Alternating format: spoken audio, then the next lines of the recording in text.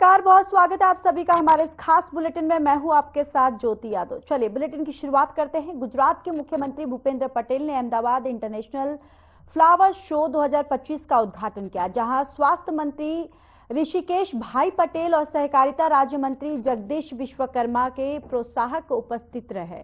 Ahmedabad international flower show 2025 के उद्घाटन के बाद मुख्यमंत्री सहित सभी उपस्थित महाअनुभवों में फ्लावर शो के विभिन्न आकर्षणों को देखा। इसके अलावा मुख्यमंत्री सहित सभी लोगों ने तरह तरह के फ्लावर स्कल्पचर की खूब सराहना की। इस अवसर पर मुख्यमंत्री भूपेंद्र पटेल ने ट्री सेंशन को लॉन्च किया और coffee table book mission 3 million tree का अनावरण भी किया।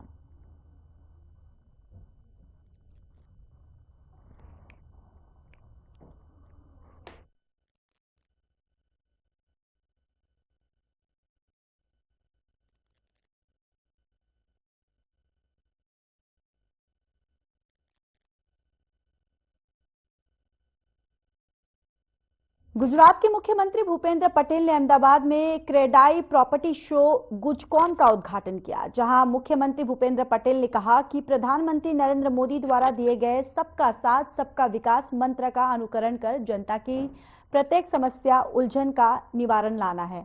राज्य के बिल्डर्स और रियल एस्टेट से जुड़े उद्यमी विकसित भारत के निर्माण में अग्रणी सहयोगी हैं। ऐसे में उनकी प्रत्येक समस्या को लेकर परामर्श करने के लिए सरकार सक्रिय है और अहमदाबाद में confederation of real estate developers association of India द्वारा आयोजित प्रॉपर्टी शो को गुजकॉन का उद्घाटन किया। इस अवसर पर मुख्यमंत्री ने स्पष्ट रूप से कहा कि ओवरडेबल हाउसिंग कॉन्सेप्ट का रिवाइजन जरूरत है और इसके साथ ही आपको ये भी बताते चले कि डेवलपर्स को किन सुविधाओं की जरूरत है उस पर भी चर्चा करने के लिए सरकार जो है तैयार है। तो मुख्यमंत्री भूपेंद्र पटेल ने ये तमाम बातें जो है इस उद्घाटन के दौरान कही।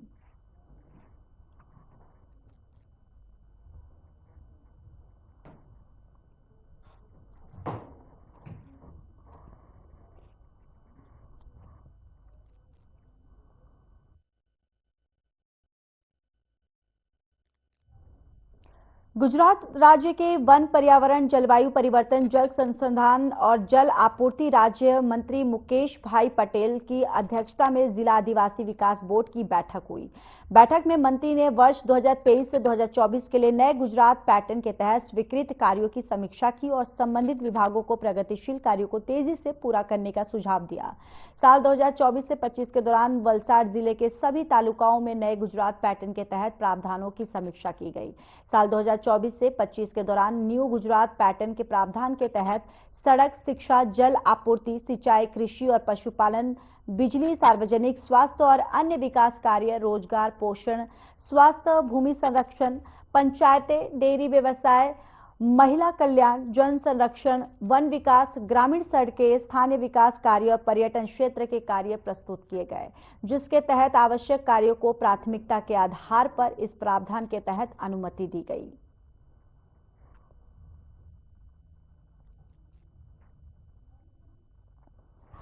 तो मंत्री मुकेश भाई पटेल इस बैठक में देखिए इस चर्चा में वो शामिल हुए और आपको ये बताते चले कि ये चर्चा तमाम मुद्दों को लेकर यहाँ पर की गई है, जहां मंत्री मुकेश भाई पटेल जो है इस चर्चा में शामिल होते हुए दिखाई दे रहे हैं और यहाँ तमाम जो गणमान्य लोग हैं वो भी यहाँ पर मौजूद है और तमाम इन मुद्दों पर चर्चा की जा रही है। जिला आदिवासी विकास बोर्ड की ये दरअसल बैठक हुई है और बैठक में देखिए स्वीकृति कार्यों की दरअसल ये समीक्षा की गई है और इस दौरान कई अहम मुद्दों पर, कई अहम विषयों पर चर्चा भी की जा रही है।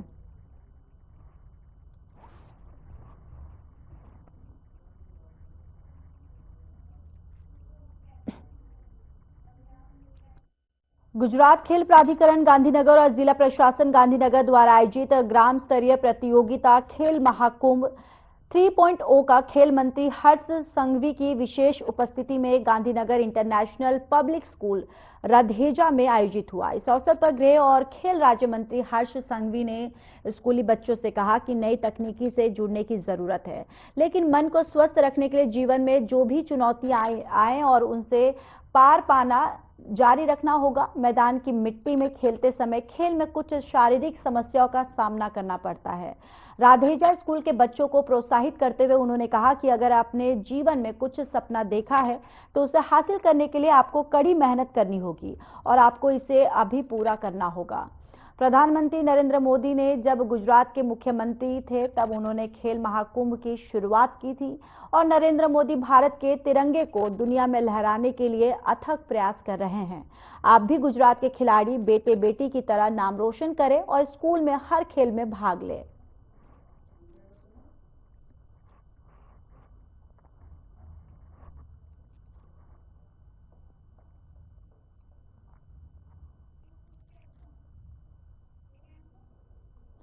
अमरेली पत्रकांड का मामला जामनगर में गूंजा, जहां जामनगर के पटेल युवा ग्रुप ने मुख्यमंत्री को एक याचिका सौंपकर पाटीदार लड़की के लिए न्याय की मांग की।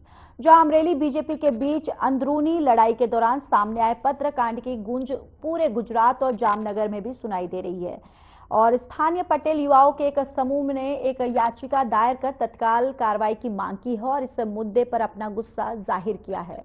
जामनगर में पटेल युवा ग्रुप के युवाओं ने कलेक्टर कार्यालय में एक आवेदन प्रस्तुत किया। इस आवेदन में कहा गया कि अमरेली से सत्तारूढ़ पार्टी के आंतरिक विवादों के कारण पत्रकांड सामने आया है। इस घटना में एक पटेल लड़की ने अपने नियोक्ता के कहने पर अपनी नौकरी के हिस्से के रूप में यह पत्र टाइप किया था। इसके बाद स्थानीय पुलिस ने इस युवती को आरोपी बनाकर देर रात उसे गिरफ्तार कर लिया और सार्वजनिक जुलूस निकाला। शिकायत में आगे कहा गया कि पुलिस ने कानून का उल्लंघन करते हुए आधी रात को युवती को गलत तरीके से गिरफ्तार किया। इस जांच में शामिल पुलिस अधिकारियों के खिलाफ कार्रवाई की जानी चाहिए और इस बेटी को जेल से रिहा करना चाहिए।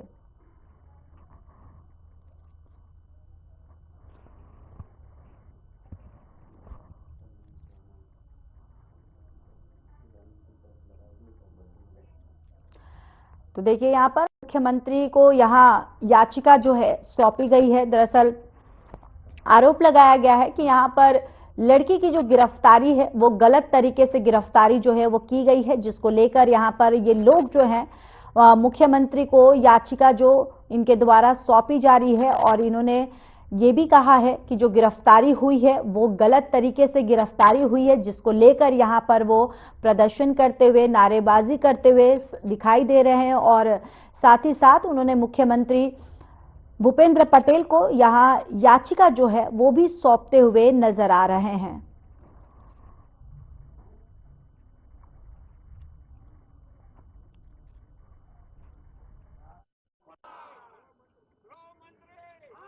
आज रोज આપણે સૌ જાણીએ છીએ કે ભાજપની આ અંદરો-અંદર ગેંગવોર જે ચાલી રહી છે સમગ્ર ગુજરાતમાં, તેનો ભોગ એક અમરેલીની ગેંગવોરમાં નિર્દોષ દીકરી જે ટાઈપિસ્ટ છે તેને બનાવવામાં આવી છે, તેનું જાહેરમાં સરઘસ કાઢવામાં આવ્યું. આ શું કામ? તો કે ભાજપના નેતાઓને તમે સુખામતી એના જી હજુરી કરવા માટે, એને ખુશ કરવા માટે, એનો અહમ સંતોષવા માટે થઈને રાતે દીકરીને બંધારણનો સંપૂર્ણપણે ઉલ્લંઘન કરી રાતના 11 વાગ્યા પછી રાતે દીકરીનો ઘરેથી એને અટકાયત કરવામાં આવી છે.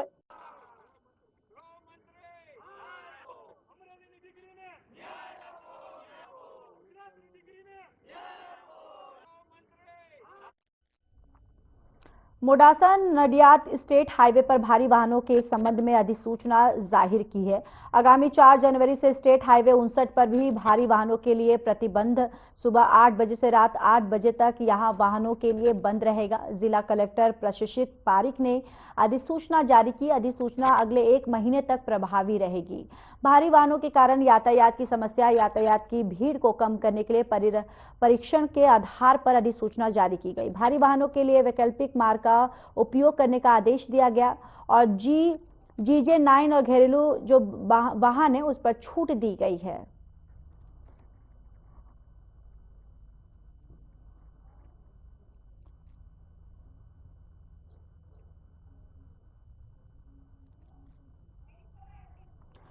तो देखिए, डीएम ने यहां पर भारी वाहन पर दरअसल इस मार्ग पर प्रतिबंध करने के लिए कहा है और साथ ही साथ आपको ये भी बताते चले कि भारी वाहनों पर प्रतिबंध लगाया गया है, जहां भारी वाहनों के संबंध में अधिसूचना जो है वो जारी की गई है और GJ9 जो मार्ग है वहां पर जो छोटे वाहन है उसके लिए छूट जो है वो दी गई है। और यहाँ आपको देखिए भारी वाहनों के संबंध में अधिसूचना जारी करने के बाद यहाँ पर भारी वाहनों की रोक के लिए यहाँ पर यह अधिसूचना जारी की गई है।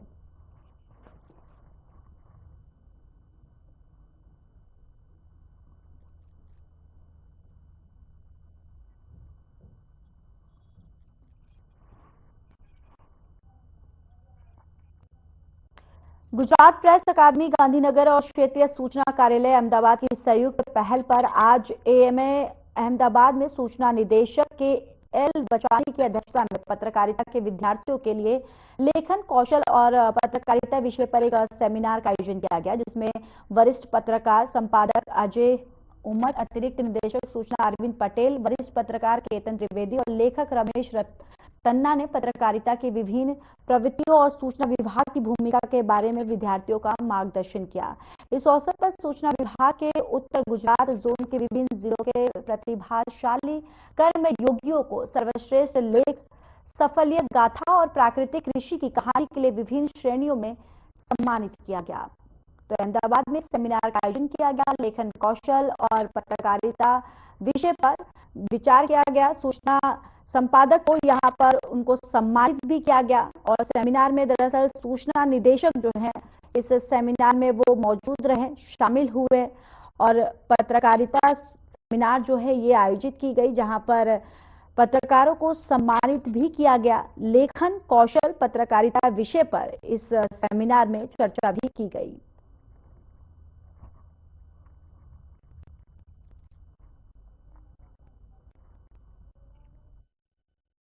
सुरेंद्रनगर जिले में गुजरात सरकार के जल संसाधन और जल आपूर्ति, खाद्य नागरिक आपूर्ति और उपभोक्ता संरक्षण विभाग के कैबिनेट मंत्री कुंवर जी बावड़िया ने मूली तालुका के उमदा गांव में स्थित सबूरी बांध का दौरा किया। इस मौके पर मंत्री ने सबूरी बांध की ऊंचाई और गहराई बढ़ाने और उसे सभी योजनाओं से भरने समेत उपस्थित सभी ग्रामीणों के सवालों को दिलचस्पी से सुना। उन्होंने कहा कि उमदा गांव सहित आसपास के किसान सबूरी बांध से पानी ले रहे हैं। अगर सभी योजनाओं से बांध भरे जाएं तो किसानों को सिंचाई का बेहतर लाभ मिल सकता है। मंत्री ने यह भी आश्वासन दिया है कि हर संभव प्रयास किए जाएंगे। तो सुरेंद्रनगर से खबर है, जहां मंत्री कुंवर जी बावड़िया सुरेंद्रनगर पहुंचे हैं। सबूरी बांध का दरअसल पहुंचकर उन्होंने दौरा किया और ग्रामीणों से उनकी मुलाकात हुई और उन ग्रामीणों से उन्होंने बातचीत की, उनकी समस्या को भी सुना। और इस औचक निरीक्षण के दौरान उन्होंने तमाम मुद्दों पर इन ग्रामीणों से बातचीत करते हुए समझा और उसका निस्तारण करने के लिए, उसका हल करने के लिए आश्वासन भी दिया।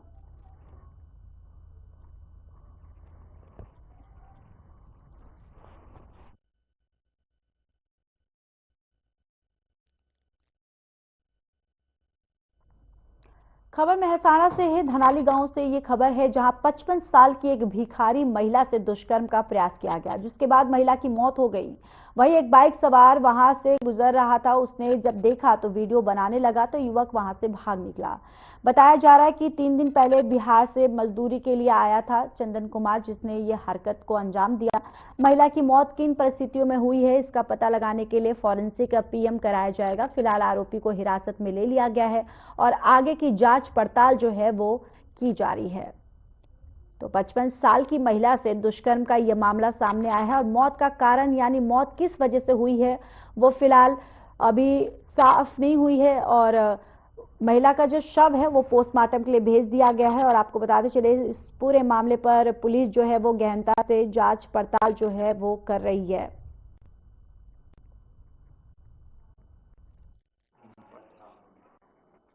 મહેસાણા જિલ્લાના લાંગણ પોલીસ સ્ટેશનમાં ગઈકાલે સાંજે 4 વાગ્યા અરાઉન્ડ એક બનાવ બનેલો હતો, જેની અંદર મંડાલીથી ધનાલી વચ્ચેનો જે સર્વિસ રોડ છે એક્સપ્રેસ હાઈવેને ટચ, ત્યાં રોડ સાઈડમાં એક 50-55 વર્ષની એક મહિલા કે જે અશક્ત અને ભિક્ષાવૃત્તિ કરતી હતી અને શારીરિક રીતે પીડિત હતી।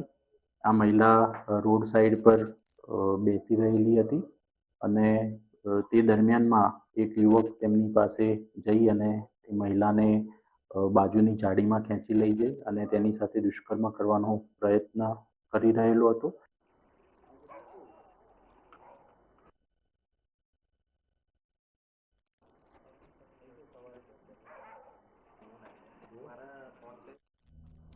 मेहसाणा अमरेली फर्जी पत्रकांड को लेकर विरोध प्रदर्शन, कांग्रेस और आम आदमी पार्टी के कार्यकर्ताओं ने रैली निकालकर की नारेबाजी।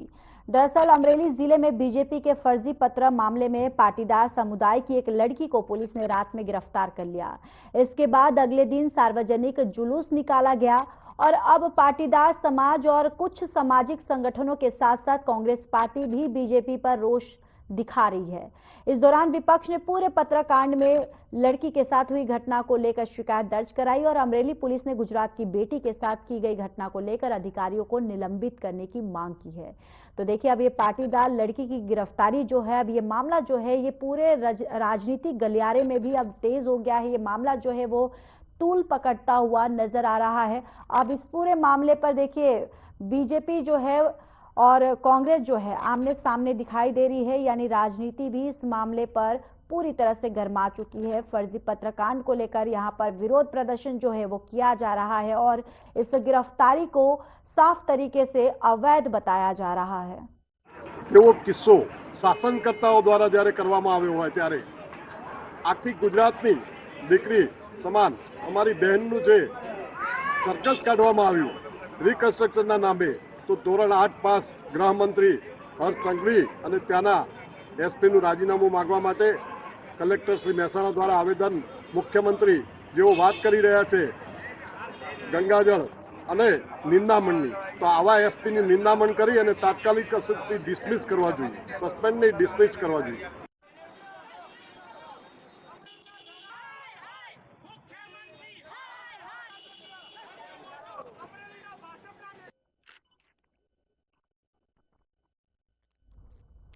चलिए अब खबरों में आगे बढ़ते हैं। चोटिया से गुजरने वाले राष्ट्रीय राजमार्ग पर कई स्थानों पर अक्सर वाहनों से अवैध रूप से डीजल समेत अन्य सामान चोरी हो जाते हैं।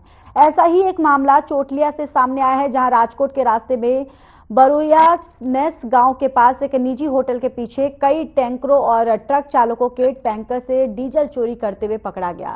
साथ ही पुलिस ने 43 लाख की नकदी भी बरामद की है। एफआईआर में इस बात का जिक्र पाया गया है कि एक निजी होटल मैनेजर डीजल 70 रुपये में खरीद और 78 रुपये में बेच रहा था, यानी कि 70 रुपये से खरीद कर 78 रुपये में बेच रहा था। दोनों वाहन चालकों के खिलाफ जो मामला है वो दर्ज कर लिया गया है और आगे की जांच पड़ताल जो है वो की जा रही है।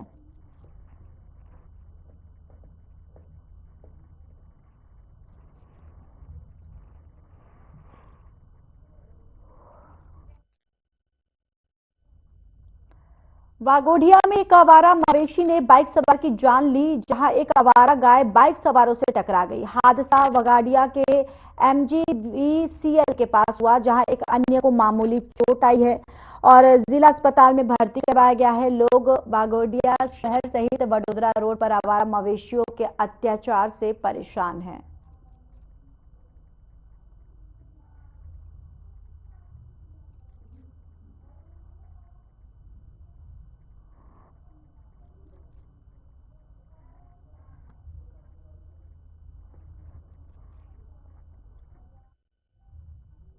भावनगर के उद्यमियों को उनके व्यवसायिक क्षेत्र और भावनगर के नए स्टार्टअप के लिए यहां पर आपको बताते चले कि प्रोत्साहित करने के उद्देश्य से भावनगर शहर के जवाहर मैदान में Saurashtra chamber of commerce and industry और सौराष्ट्र चैंबर ट्रस्ट की एक संयुक्त पहल आयोजित की गई। 3 से 6 जनवरी तक आयोजित होने वाले वाइब्रेंट भावनगर विजन 2030 व्यापार और औद्योगिक एक्सपो का उद्घाटन केंद्रीय खाद्य और नागरिक आपूर्ति राज्य मंत्री निबूमेन भंबाड़िया ने किया और उद्घाटन करते हुए केंद्रीय राज्य मंत्री निबूवेन भंबाड़िया ने कहा कि महाराजा कृष्ण कुमार सिंह जी की इस पवित्र भूमि पर vibrant Bhavnagar vision 2030 trade and industrial expo का आयोजन किया गया और यह बहुत महत्वपूर्ण साबित होगा।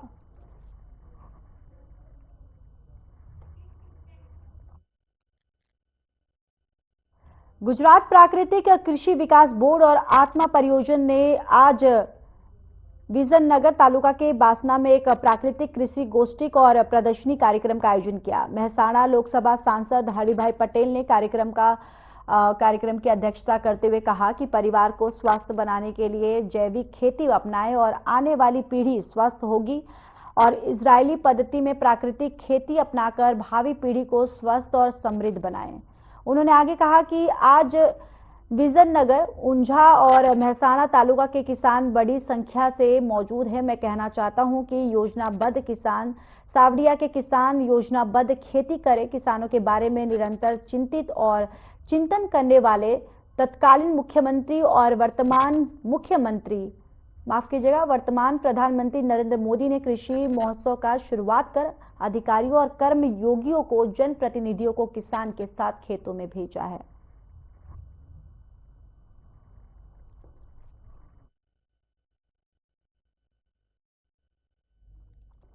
गुजरात के मुख्यमंत्री भूपेंद्र पटेल द्वारा राजकोट प्रांगण में खेल महाकुंभ 3.0 की शुरुआत के साथ ही आज खेल महाकुंभ और क्रापी ओपनिंग कार्यक्रम आयोजित किया गया, जिससे शहरवासियों में खेल के प्रति जुनून और उत्साह पैदा हुआ, जिसमें बड़ी संख्या में खिलाड़ियों ने शामिल होकर माहौल में जोश भर दिया। इस आयोजन ने नागरिकों को उत्साहित कर दिया। राजकोट जिला विकास अधिकारी डॉक्टर नौनाथ गवाड़े और निवासी अतिरिक्त कलेक्टर ए.के. गौतम ने आज शाम बहुमाली भवन से प्री ओपनिंग रैली की शुरुआत की।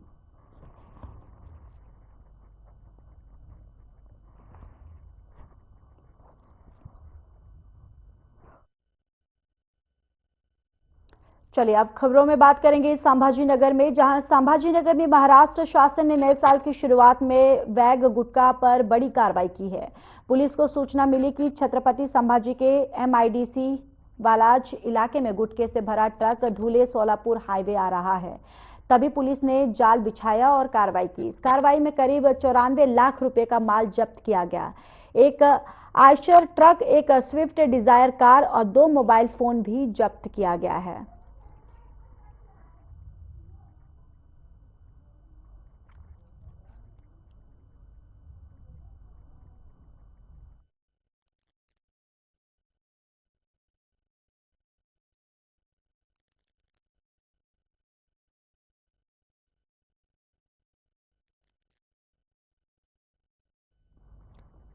तो यहां पर पुलिस को एक बड़ी कामयाबी जो है हाथ लगी है। ट्रक, कार सहित 2 फोन जो है इनके पास से गिरफ्तार किया गया है और इन पर लगातार पुलिस की जो भी आगे की कार्रवाई है वो की जा रही है।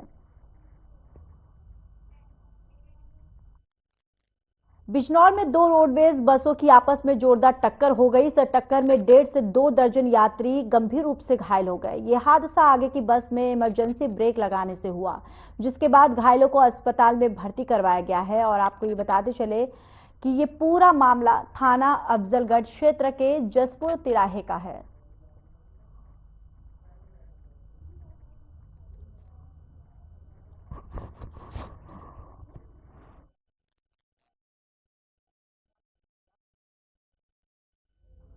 लखनऊ विकास प्राधिकरण की टीम ने बीते शुक्रवार को फिर बड़ी कार्रवाई की है। इसके तहत गोमती नगर विस्तार में 4, बीकेटी में 2 और दुबगा में 1 अवैध प्लांटिंग पर बुलडोजर चलाया गया। इस दौरान डेवलपर्स द्वारा स्थल पर अवैध रूप से विकसित की गई सड़क, नाली, बाउंड्री वॉल, साइट ऑफिस और गेट को ध्वस्त कर दिया गया है। परिवर्तन जोन 1 के जोनल अधिकारी देवांश त्रिवेदी ने बताया कि गोमती नगर विस्तार के ग्राम मस्तमऊ में प्लांटिंग कर अवैध कॉलोनी विकसित की जा रही थी। इन अवैध प्लांटिंग के विरुद्ध ध्वस्तीकरण के आदेश पारित थे, जिसके चलते चारों अवैध प्लांटिंग को ध्वस्त कर दिया गया है।